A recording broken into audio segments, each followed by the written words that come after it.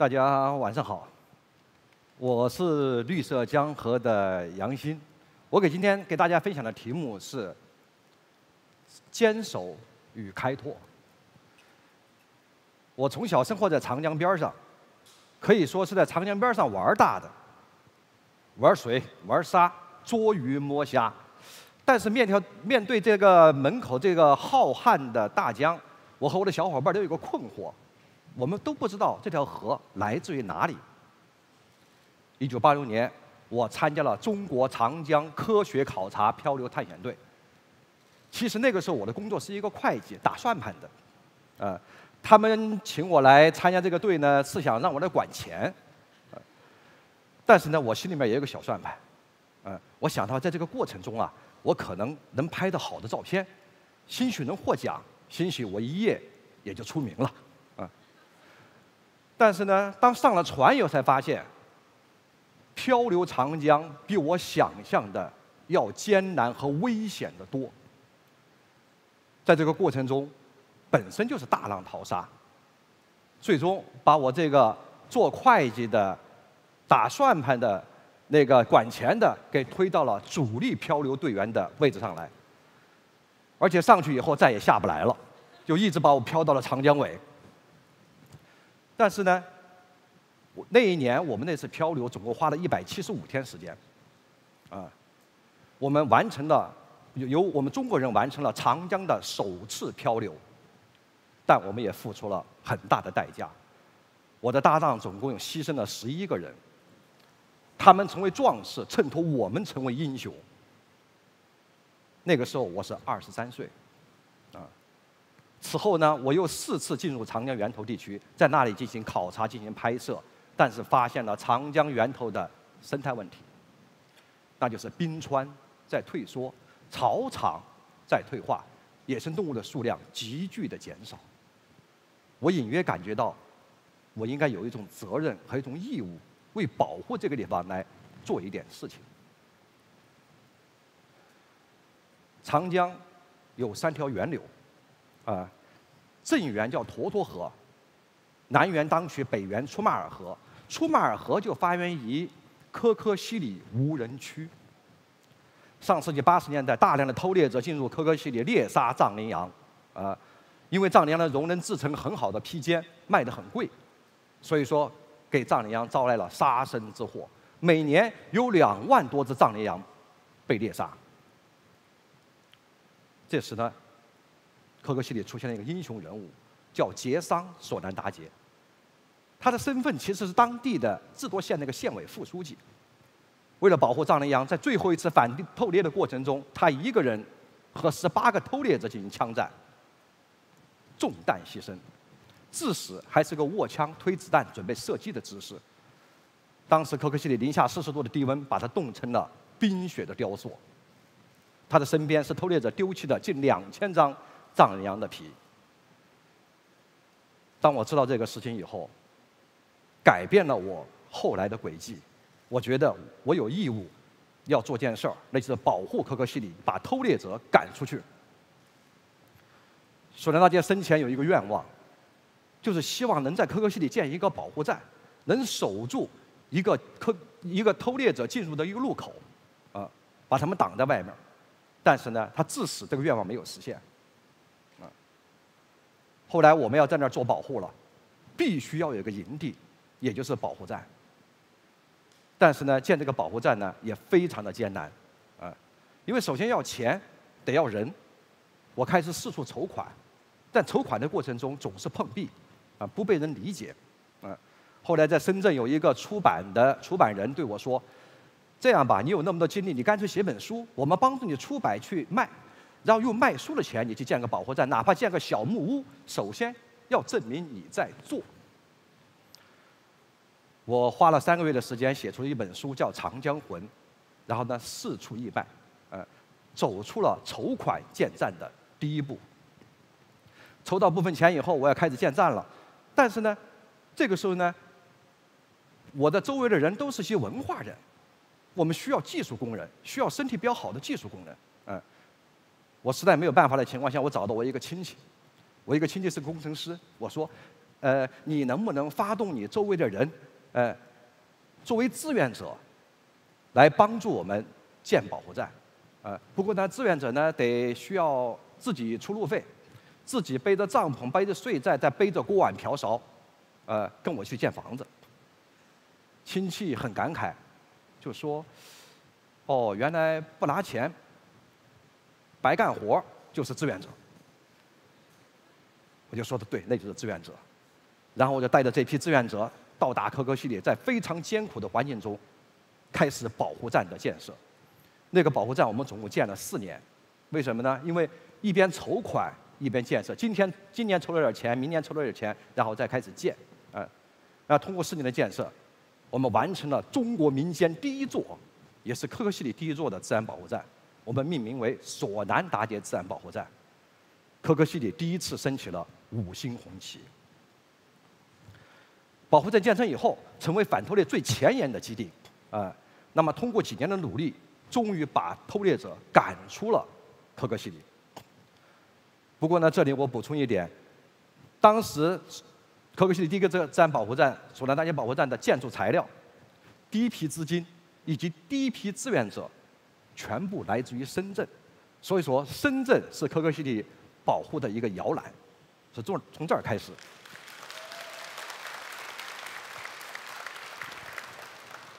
当然，以保护站为基地，除了保护野生动物以外，我们开展了长江源头冰川的调查，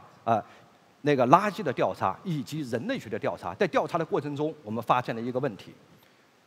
垃圾问题。垃圾将成为青藏高原最大的污染源。大家可以看到这张图片是青藏铁路所经过的长江源，有这么多的垃圾。为了解决这个垃圾问题，我们决定再建一个保护站。那就是后来所建成的，在2011年建成了中国民间的第2座自然保护站，叫长江源水生态环境保护站。这个保护站建成了以后，我们招募志愿者，经过培训以后，走进了牧区，走进了草原，去告诉牧民，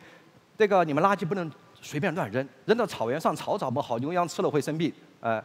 扔到水源地的话，你们喝了之后的话，这个水源会污染。甚至你们烧了以后可能产生2恶英的气体，得病了以后大医院都看不好。那牧民说那怎么办呢？我们说你干脆这样，我们教你垃圾分类，你把垃圾的话带到我们保护站来，我给你交换，带来10个矿泉水瓶子给你1瓶矿泉水，带来10节废电池给你4节新的，甚至我们可以折换成钱，让你在小卖部去换那种生活用品，通过垃圾换物品换食品的方式把垃圾置换出来，就置换到这儿。置换出来以后怎么办呢？怎么运走呢？在我们的调查中发现，整个青藏高原的货运全部是单向运输，大量的物资进去以后空车返回，那么这样呢，就为我们的垃圾运输找到了空间。不过呢，我们还发现另外一个资源，那就是自驾车的游客，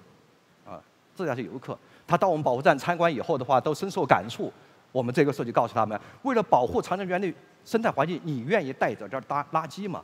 带走一点垃圾，呵护长江水源。90%以上的游客都愿意带走点垃圾。我还遇到过一个小孩他的话就是就把他的车里面塞了7袋垃圾。带来了以后的话，我们也给他们一个奖励。其中我们在另外一个 PPT 可以看到，我们有一个车贴，带走一点垃圾，呵护长江水源，并且的话，征得你的同意，我们可以拍下你和你的车，如果来自深圳的车，粤 B 4567，从长江源带走点垃圾，为长江保护做出了贡献，对他们进行精神上的一种鼓励。通过这种方式，就把这些垃圾带到了城市里面，实现了我们最初设计的分散收集、长途运输、集中处置的这种现行的垃圾处理方式，减少了长江源头垃圾的污染。这个方式呢，我们实行了4年，让影响了政府的决策。政府说我们也想做，我说行啊，我们帮他设计这个更长的线，那就是青藏公路，1118公里的青藏公路，规划了18个绿色驿站。每个驿站呢，首先大家看到背后是漂亮的风景，冰川雪山、草原，然后这个里面呢有那个免费的停车、免费拍照，更吸引人的是干净卫生的厕所，啊。但是呢，你们下来以后需要做一件事儿，要不你把垃圾带走，要把垃圾放下，不要从车窗里面扔过去，扔出去。为了鼓励大家，甚至我们还做了一个绘本，这个绘本起的名字叫《跟着动物去拉萨》。它其实是个旅游手册，里面有很多的动物，又画了一张图，把18个绿色驿站都画出来了啊。我们鼓励大家去盖章，有非常漂亮的纪念戳，每一个驿站。但是呢，盖章呢不能白盖，我不是收钱啊，每盖一个章收2件垃圾。如果你要带一本的话，给朋友带一本，多盖一个章，对不起，4件垃圾。它的垃圾就不够了，我们就要出点子，你可以捡垃圾呀，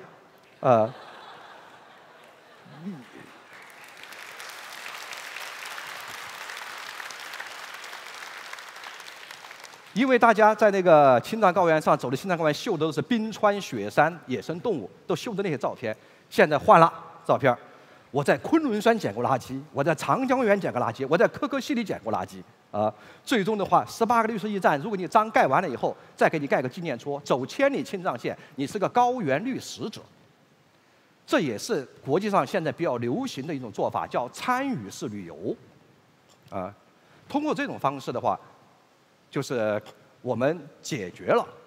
就是那个青藏高原线性垃圾收运的一种模式。我们希望这种模式不断的扩展从干线公路到支线公路，最后走进乡村和牧区。但目前的话，我们已经建了6个自然保护站，这在政府支持之下建了6个这个绿色驿站。每年有几万名游客和大车司机来参与，要带走10几万件的垃圾。但是呢，高原上的垃圾我们采用这种方法来解决。现在我们面临着刚才讲的塑料垃圾，每年进入海洋的塑料垃圾800万吨，其中长江的话是一个重要的一个污染源，是世界10大贡献者之一，它通过河流进去了。那现在问题来了，怎么解决长江流域的垃圾？因为长江是中华民族的母亲河，长江文化带、长江经济带、长江什么带，长江三角的经济发展的等等这一些，它是把很多城市串在了一起。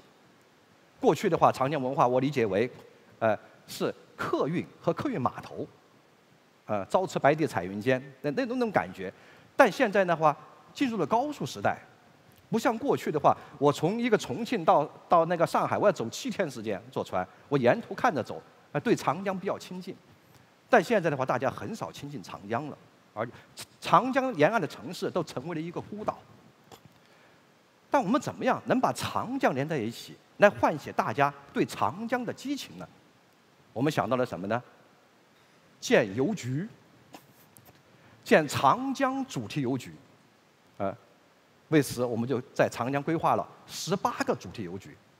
第一个在青海长江1号，第2个西藏长江2号，一直到长江5号重庆、长江7号武汉、长江11号上海，这样用邮局把它连在一起。而且现在的话，就是进入了那个信息时代，还可以用互联网把它串起来。每个邮局都有很多的摄像头，它能把视频，把它共享，而且的话还有说什么气温PM2.5啊、水文等等都能连在一起，让大家能感受到整个长江的律动，甚至的话就是每一个邮局的话，它不是说的话就是个邮政服务的，它里面的话其实是个综合体，甚至包括的话有咖啡屋，有文创产品，甚至大的邮局的话可以做很多的讲座，包括我们对我们小孩开展那个长江自然小讲师的培训。塑料回收的培训、湿地的培训等等这些，总之围绕长江可以开展各种各样的活动，甚至的话还可以做长江音乐会，甚至还可以做那个世界大河论坛，共同来探索江河的生态环境保护，当然还可以自驾长江。包括我们自驾西藏、自驾阿里这些，我们可以自驾长江啊。举个例子，在上海一个小朋友，他知道了自驾长江，对家长说：“我也想自驾长江。”那你家长你好好表现吧。这学期结束了，成绩比较好，又做了家务。好，我们这个周末带你自驾长江，第一站就开到了长江11号的上海，他通过志愿者的讲解，通过一些图片，通过一些资料，了解了长江，并且拿了个长江地图盖了一个章，长江11号，父母带着他开车溯源而上，那个太湖，那个大运河、金山寺、瘦西湖等等，这些都是长江沿岸的景观，然后到了长江的10号，那个南京盖个章，我们回家了，继续好好表现。我们下学期再到长江9号，兴许这个小孩通过6年，他终于到达了长江1号。在这个过程中，他可能不断的去关注长江，学习长江，认识长江，在他的心中植入一颗绿色的种子，他们是长江保护未来的希望。所以我们这个项目叫“点绿长江”，因为邮局是绿色的，那个生态环境保护的颜色也是绿色的，其实我们每个人的心中都有一颗绿色的种子，我们把这些焕发出来，不断的影响人，不断的形成绿色的点，那么点多了成为线，线多了成为面，最后绿满长江，绿满中国。现在长江很长，世界很大，问题很多，但是呢，我们怎么在解决这些问题呢？我记得我以前那个看过一篇文章，讲的是一个医科大学的教授在给他的学生上最后一堂课的时候讲的一个故事，说暴风雨过后，海滩上留下了很多小鱼，鱼太多了，谁也没有办法。这时看那个小男孩在捡那个小鱼呢，大人都不解，问：“你能捡得过来吗？谁又在乎呢？”小孩愣了一会儿，继续捡小鱼往海里面扔，往海里面扔，说：“这条鱼在乎，这条鱼在乎，这条鱼还在乎。”教授回头对他学生讲：“你们是学医的，将来你们是拯救病人，但是你们不可能拯救世界上所有的人，你们总能拯救一些人。但只要我们在那个坚守的过程中，不断的开拓进取，总能解决一些问题。在解决这些问题的过程中，找到自己坚守的意义。”谢谢。